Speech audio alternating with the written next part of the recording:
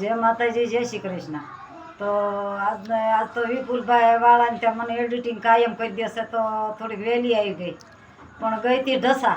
પણ વાતમાં એમ છે કે વરસાદે બકાલું તો ગામમાં મોંઘું ને બારે મોંઘું. થોડું ઘણું ખરીદ્યું ને સીધી ઉતરી. મારે 1.5 કિલોમીટર થાય ગામમાંથી.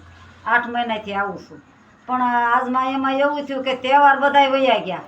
હવે વાટ જોઈ રહ્યા છે જળઝીણી 11ની વારા. તહેવાર પછી તહેવાર, એક પછી એક ધક્કા માર્યા કરે. પણ એ પહેલાં એક આવશે ભાદરવી. દાદાને અમારે કાઠિયાવાડી રીત રિવાજ પ્રમાણે કોઈ ચોખા જુવારે અમાસી ભાદરવી કહે અમારે. અને રાખડીયું જે બાંધી હોય એ છોડીને ઝાઝા પાણીમાં નાવા જાય ને પધરાવતા જાય. અને પીપળે પાણી પાય અને ધરો હોય તો ધરોને પાણી પાય. અમારા કાઠિયાવાડી રીત ગાગર લેતા જાય. બેનું હોય તો બેનું, ભાઈ હોય તો કોઈ હુરાપુરા દાદાને કોઈ ક્યાંને એમ પાણી રેડે. ભાદરવી છે અમાસનું.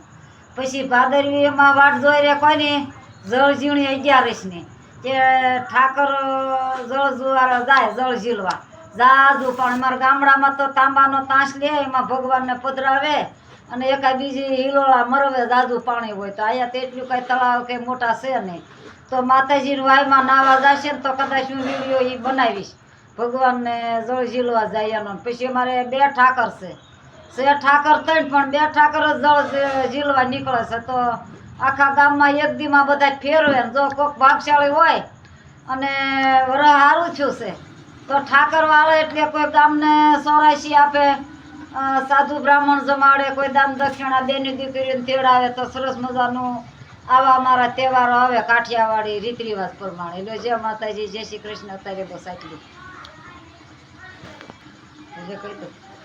જો મારો વિડીયામાં બન્યા રહેજો, લાઈક કરજો, શેર કરજો. અને જો ઉંમર છે કાંઈક વિચારજો લાઈક કરવાનું કે આ માડીને શા માટે બ્લોગ બનાવતા છે એ તો આપણે એવું જાણો છો. તો લાઈક કરવાનું ભૂલતા નહીં. જય માતાજી, જય શ્રી કૃષ્ણ.